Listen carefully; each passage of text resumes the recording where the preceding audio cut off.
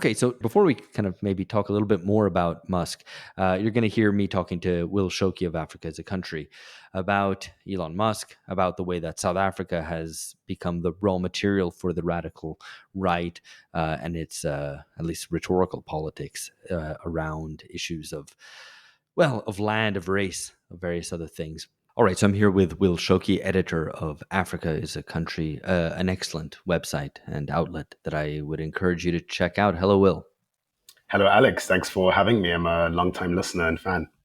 Excellent. Love to hear that. So we were just talking off air, as it were, about the levels of cringe induced by your fellow countryman, Elon Musk. So amidst all the spectacle and actually the real changes that the Trump administration is ushering in, South Africa suddenly has entered the spotlight. And a lot of this seems to involve everyone who isn't a fanboy just cringing very deeply at Elon Musk. So can you maybe first of all, place Elon Musk in a South African context for this? I mean, sorry to do this, but yeah, can you account for your countrymen somehow? First of all, I deny any national association and affiliation with Elon Musk. I think South Africans are by and large all too happy for Elon to identify primarily as an American. I think most of us, most reasonable South Africans, feel pretty embarrassed that he is now our most well-known export. But I think, Elon Musk's heritage in South Africa by this point is pretty well documented. But I think as many accounts underscore, he was born in Pretoria in 1971. Pretoria was the heart of South African apartheid. It was the executive capital at the time. And it was where a lot of the Afrikaner political elite were based.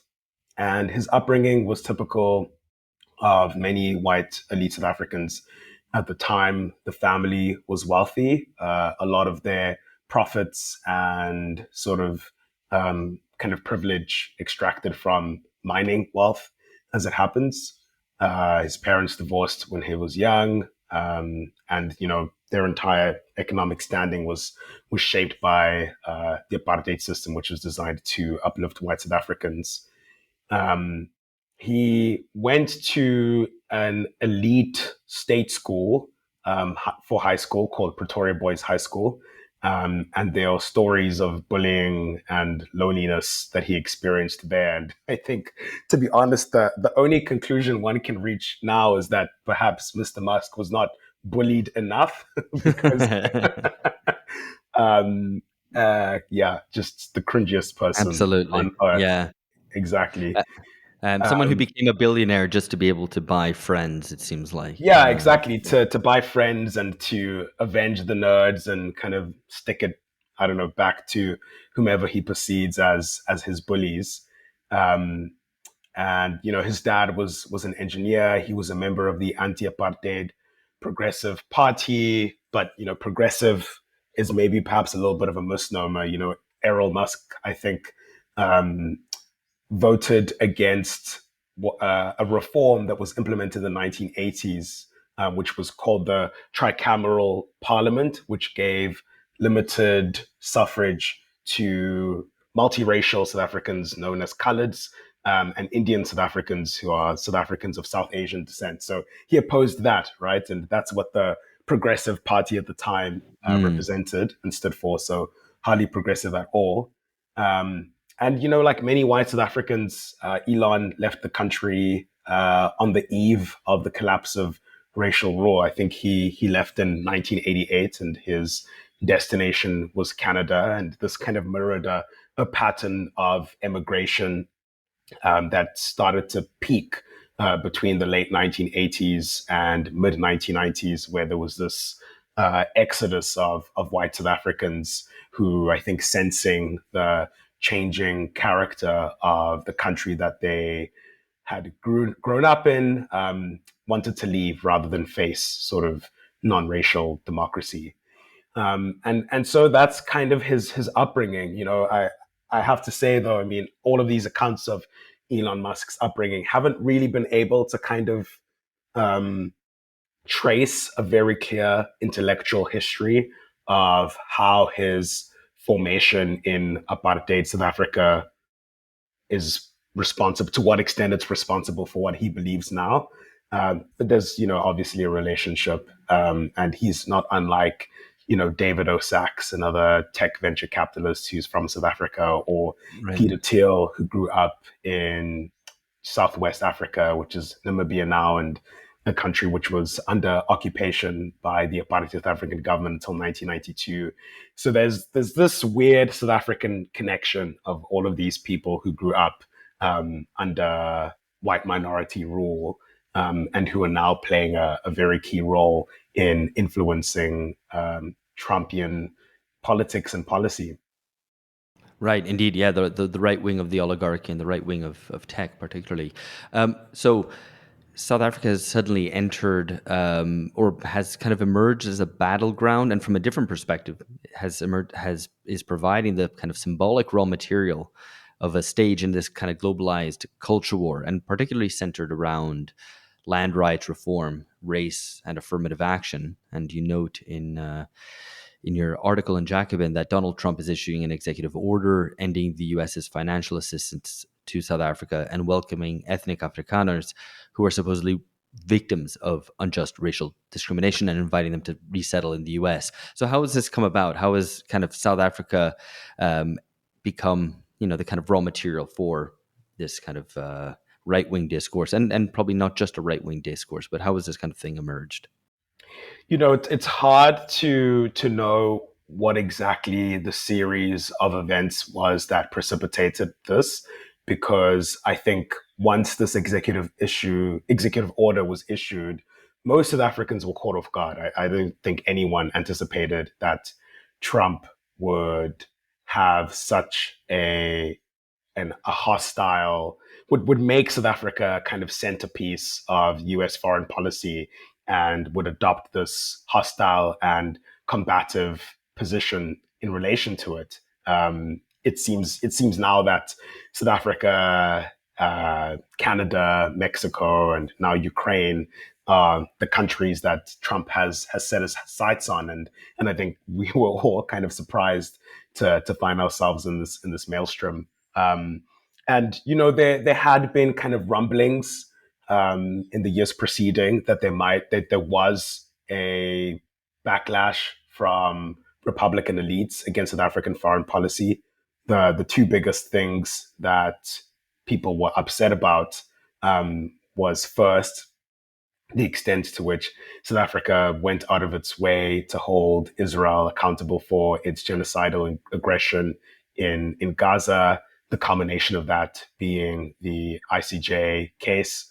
And the second thing was South Africa's perceived proximity to Russia and its failure to fall in line with the West's steadfast support of Ukraine. And so in this executive order, those two things are cited as reasons for Trump issuing it. South Africa, in Trump's terminology, is close to Hamas, as well as close to Russia and China, and so deserves to be punished for it. But the other thing Trump takes aim at is what he calls South Africa's race-based policies, and its persecution of whites.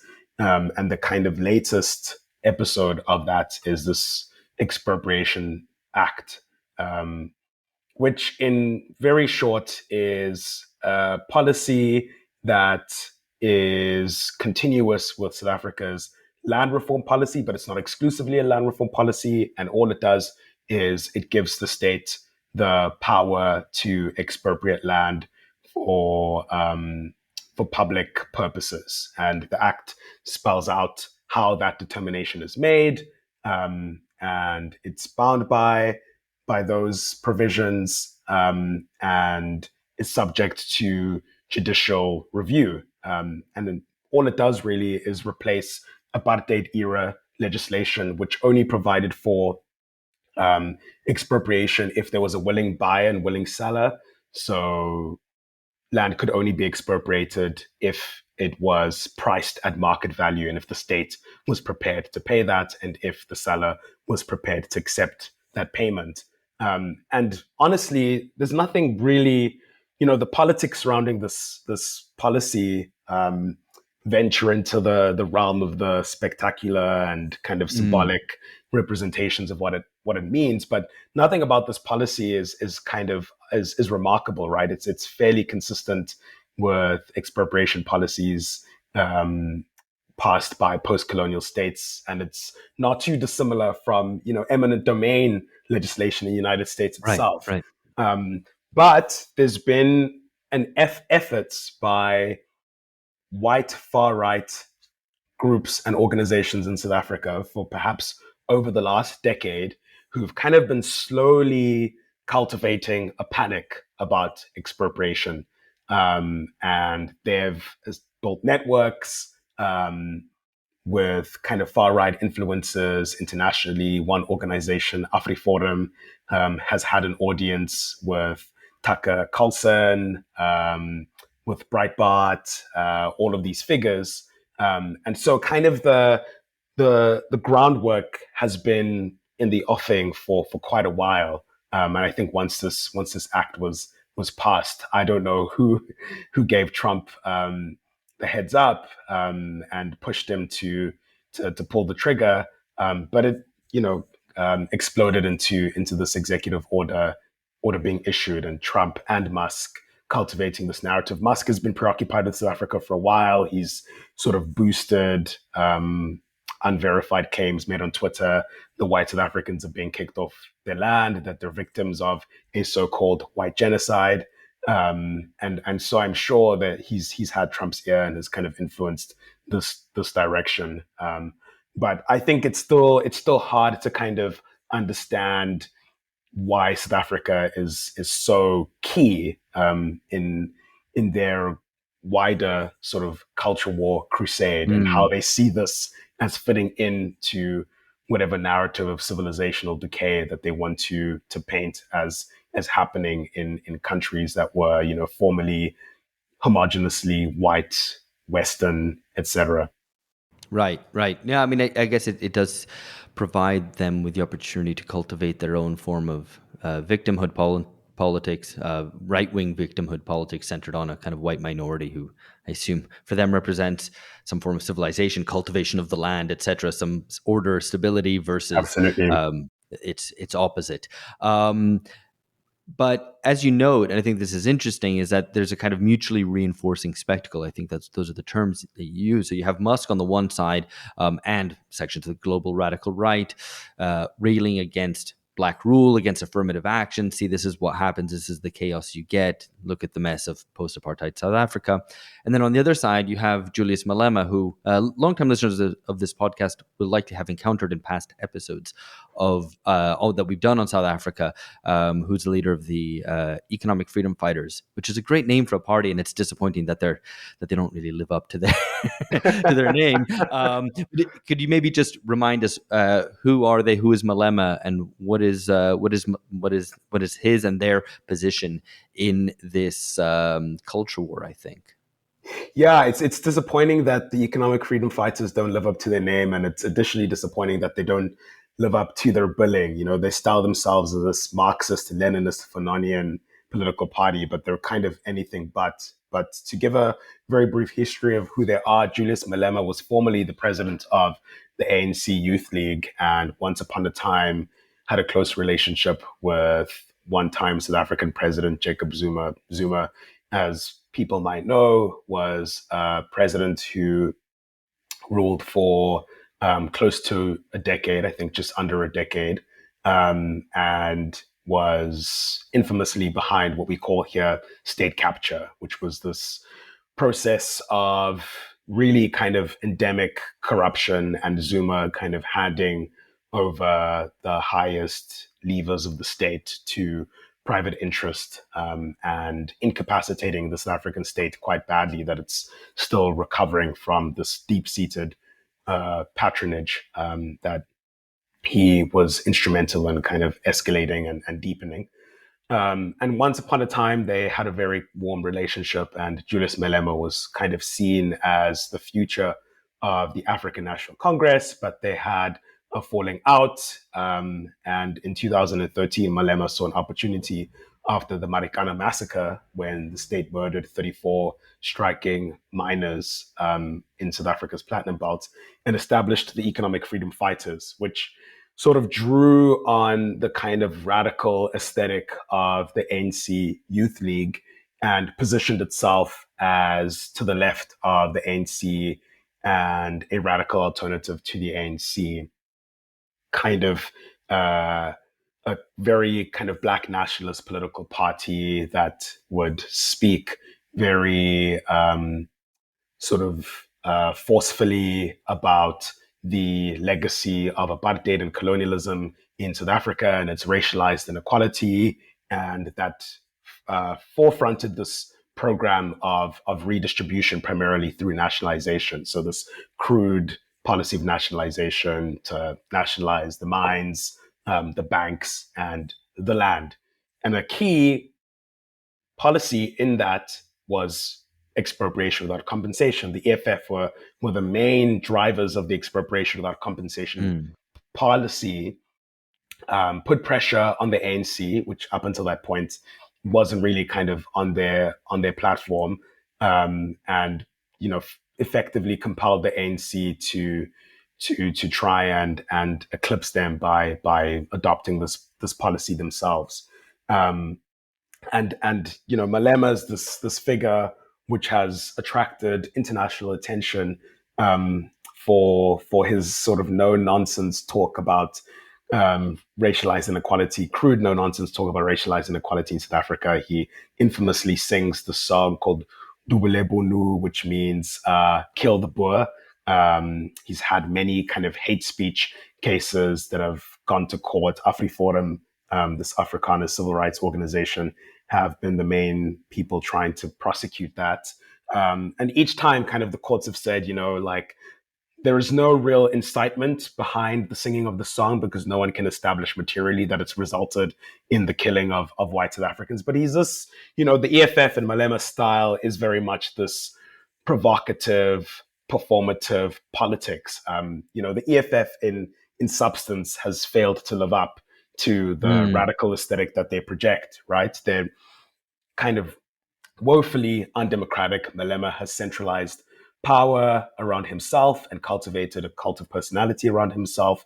Very recently, prominent members of the political party, frustrated by their lack of prospect internally, have left. Some of them have joined the MK party, which is another kind of populist political party that was formed by Jacob Zuma, which kind of represents the same kind of dynamics.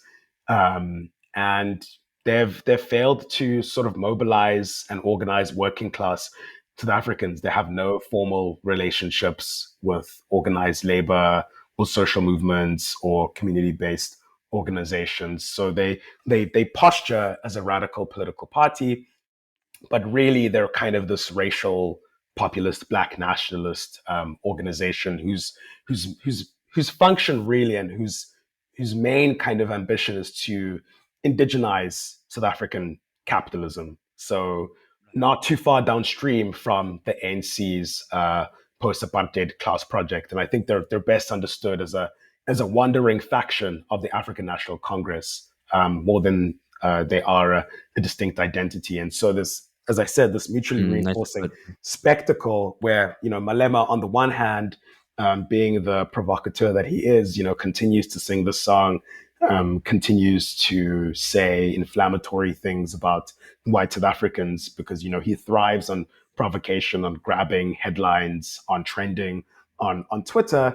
Um, and this obviously kind of gets white right white South Africans of the right wing going, but it's translated into very little kind of materially on the ground. So it doesn't really feel like it matters ultimately in deciding the political landscape in South Africa, because Right, it's right. almost like No, you wish Malema was serious about what he said, but he's not really. He's kind of just um, uh, grabbing attention and performing so as to keep himself relevant ultimately. yeah, no, that's nicely put, and I think it is indeed telling that a lot of this gets played out ultimately in the courts around hate speech, litigation, and so on, because it's so centered around rhetoric, around effectively like pure ideology Yeah. rather than any kind of material politics. And as you know, they kind of prioritize racial antagonism over class struggle. And the other thing I wanted to pull out from what you said, at the risk of repeating what you've just said, but this self-reinforcing political dynamic of each side being each other's boogeyman, and very much playing up to that, is something which I think you've evoked very well in describing it about South Africa, and then it also makes sense as to why it might gather international or garner international attention, and why it might serve for kind of global kind of culture wars, or kind of claims making by the US president around something going on in South Africa, which isn't under the purview of even of like US foreign policy necessarily. So you note that this sort of racial antagonism advanced by the FF, that it ends up relegating real issues in favor of this spectacle. So what are the real issues, in fact? And how has land reform, in fact, failed in post-apartheid South Africa? Mm. Yeah, I think it's hard to capture, but the ANC's post-apartheid economic program has failed to be redistributive.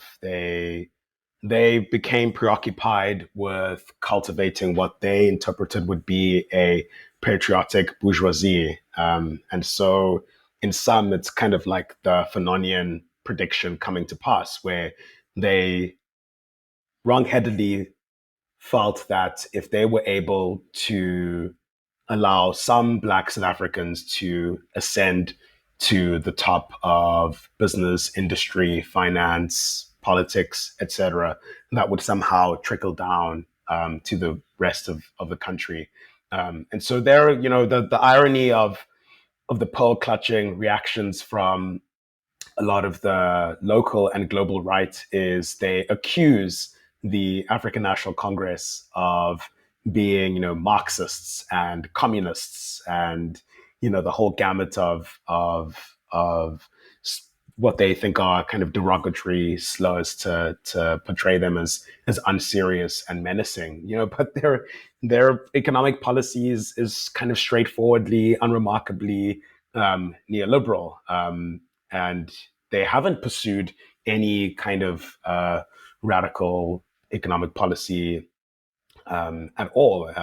If anything, it's been precisely this of trying to cultivate this Black elite pursuing what they call as Black economic empowerment, and that's the real source of consternation and frustration. And so the land reform policy in South Africa has kind of failed for similar reasons as to why a lot of social policy has failed in the sense that, land reform policy has been kind of heavily bureaucratized and weaponized by ANC party elites for their own enrichment, precisely because, this policy of Black economic empowerment, there's good research that shows how the problem that the ANC government confronted in 1994 is that they wanted to build this capitalist class, but because of historical disadvantage, this Black prospective businessmen lack their own access to capital, and one way you solve that is by using the state and public procurement as a source of potential capital for aspirant capitalists. And then over time, what that dynamic eventually transforms into is entrenched patronage. And that entrenched patronage kind of extends to the whole sphere of political administration and state administration.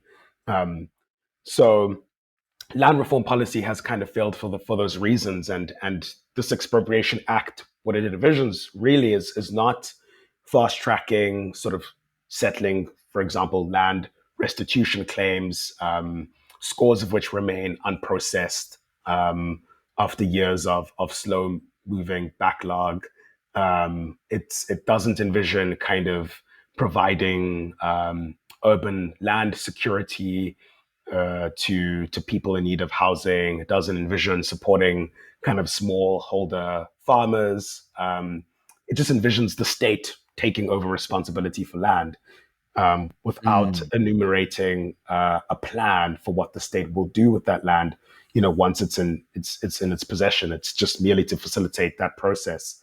And so, kind of land reform policy in South Africa has failed because it's largely been sort of top down and susceptible to political capture.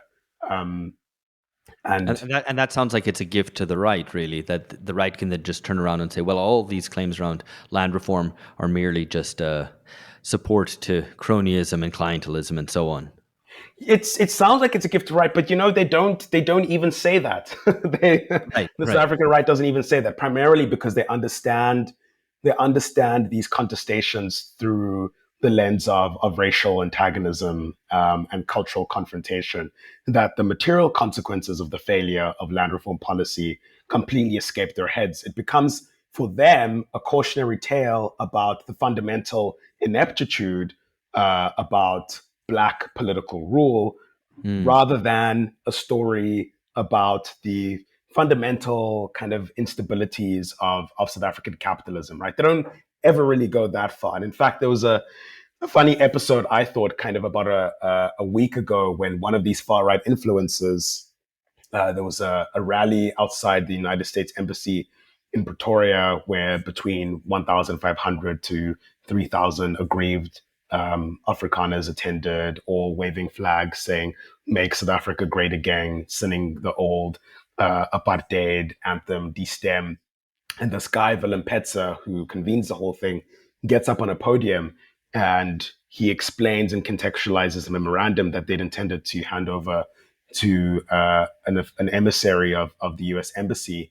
And he goes through this. He mentions, he says, the biggest irony of South Africa's post-apartheid economic policy is that it hasn't benefited the majority of South Africans. And a light bulb goes off in my head, thinking that he's on the cusp of coming to a conclusion Mm. about how, beneath the sort of appearance of race as being the key fault line through which these conflicts are playing out, it's really class. Doesn't come to that conclusion, and goes on again about how white South Africans are systematically denied opportunities in the economy because of Black economic empowerment, but can't cite evidence for that. Right, the best evidence that he can cite for that is that this hasn't benefited Black South Africans either, which is precisely the point. Right, precisely the point is that the consequence of these policies has been to cultivate a small Black elite and extend upward social mobility for some to produce a very precarious Black middle class. But the vast majority of South Africans exist in conditions of abject poverty. And so the kind of preoccupations about racial antagonism feel as if they don't feel, they obfuscate this Right. broader material picture about how, class conflict within the Black majority is really what's shaping the future of the country, and what informs policy, both policy at the top and the way that's responded to at the bottom. Right. No, excellent. That's, I mean, it's fascinating, and it seems that South Africa really is exemplary, perhaps in a more extreme form of general tendencies, right? The way that kind of radical rhetoric conceals often quite sterile opposition that plays out not on the basis of class and program, but on culture, identity, victimhood, spectacle, which you've already spoken about as well. Um, Now, one other element here is that you note the existence of kind of nostalgia for a mythical, depoliticized Rainbow Nation consensus. Is that the kind of the centrist alternative, the bland centrist nostalgia that acts as the alternative to the racial nationalism of Black and white, Yeah. alternatively? Yeah, absolutely. I mean, the Democratic Alliance, which is a center-right political party, which has been governing in what is called the Government of National Unity, but it's really a coalition between the ANC and the DA. That's sort of their historical position, where they want to, as you say, return to this image of South Africa, which triumphed at the end of apartheid, as this uh, multiracial country that, despite a very fraught past, had somehow successfully transitioned into democratic rule and was a land of equal opportunity. And that kind of position has been widely discredited, right? Just the nagging persistence of inequality, which still appears as heavily racialized, and the failure of the post-apartheid class project, the ANC, has just sort of made that position untenable, and that's kind of reflected in the polls. The DA as a political party has hardly grown for the last 5 years. You know, they gained 1 percentage point maybe in every election, but they've now kind of consolidated themselves as basically a minority party that represents white South Africans, Indian South Africans, and to an extent, colored South Africans. And so they've sort of plateaued. They're a party that can't really grow, and I feel Mhm. are still sort of struggling to find an identity that reckons with this reality. You know, on the one hand, there are some sort of party operatives who still want to project this idea of a disappearing kind of non-racial meritocratic center.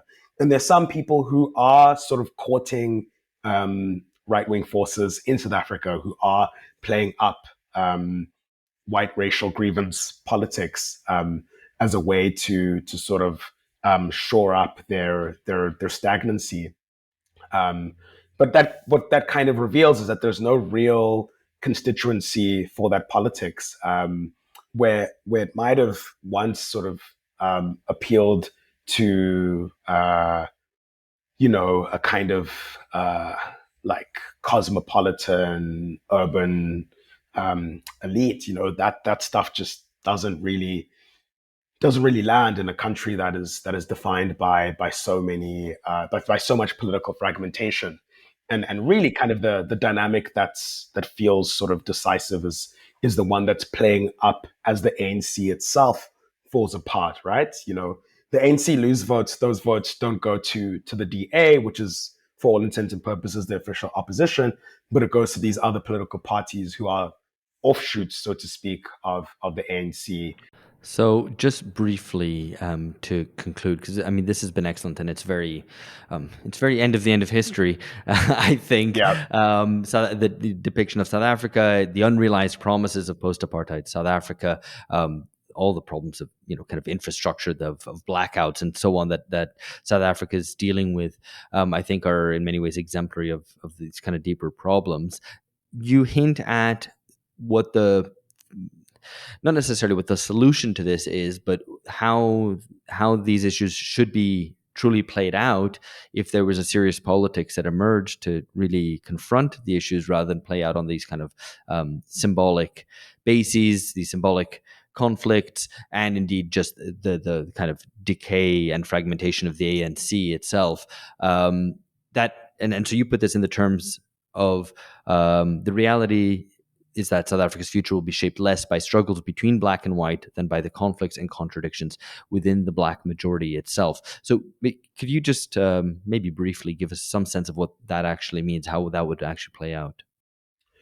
Yeah, it's hard to say now. I think we're kind of in the early days of seeing what kinds of political expression that might take. This election that where I referred to the sort of collapse of the ANC coalition into, first the EFF in 2013 and now the MK party, I think is a teaser into what that kind of future might look like. And what it really is it's sort of the ANC, which was historically always this broad tent political party with many different sort of factional expressions. And, you know, the ANC now is this kind of centrist, center left, maybe respectable political party that has fractured into two populist expressions. But it's still sort of within the overall kind of ANC framework of sort of national liberation.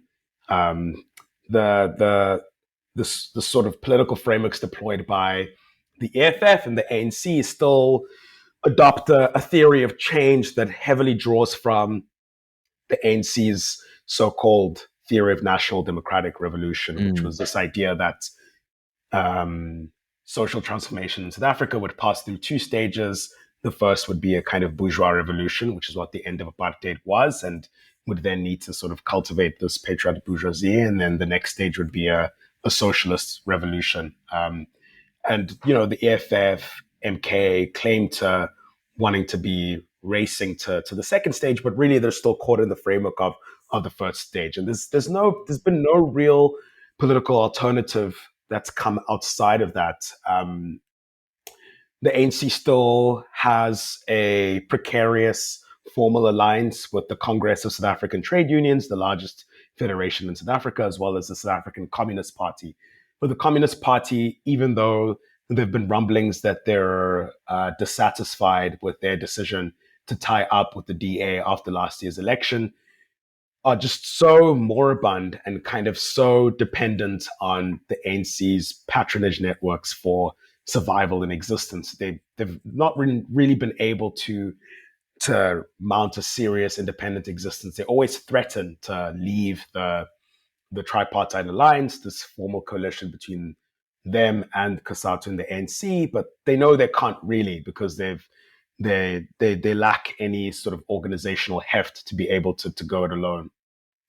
There was a moment in 2014 when South Africa's largest trade union kind of left COSATU, and an independent trade union federation was established.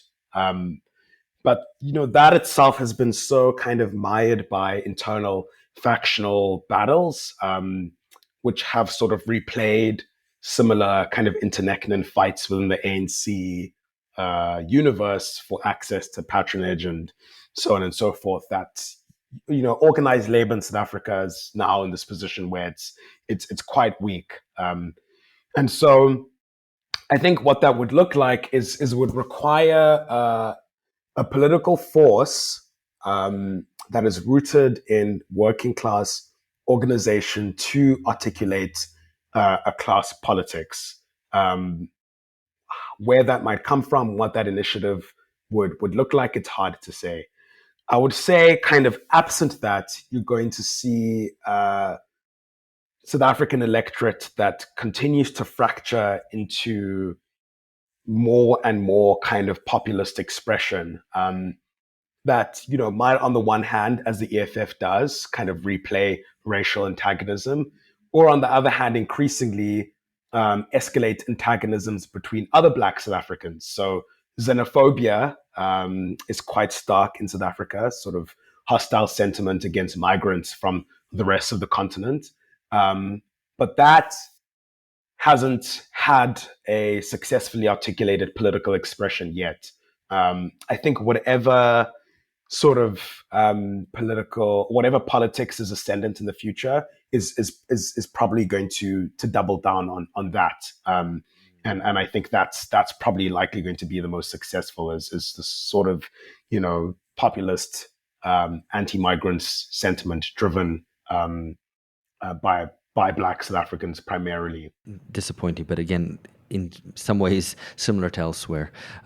Will, thanks very much. It's been excellent. Yeah. Thank you, Alex. I've really appreciated the opportunity to come on. Hello, friends. You've reached the end of a sample from an episode only available to subscribers. We put out 2 episodes a month for free. For access to the rest in its entirety, please join us at patreon.com/bungacast. For $7 a month, subscribers receive original, exclusive episodes with the entirety of the BungaCast cast. That's George Hoare, myself, Alex Hochuli, and our contributing editors, Philip Cunliffe, Amber Lee Frost, Catherine Liu, Lee Jones, Alex Gurevich, and Lee Phillips. We've got extended interviews with guests, episodes on current affairs, and original episodes on theory, history, and culture, so as to understand the crises of our times. We also have the BungaCast Reading Club, where Phil, George, and myself present the key books and essays necessary for understanding the world today, how we got here, and where we might be going. Subscribers also get a digital subscription to Damage magazine with whom we're partnered, and you can find all this info at patreon.com/bungacast. We do hope you'll join us. These are turbulent times, and ideologically confused ones as well. What we try to do is find political clarity, to move beyond the decadent age of bunga bunga.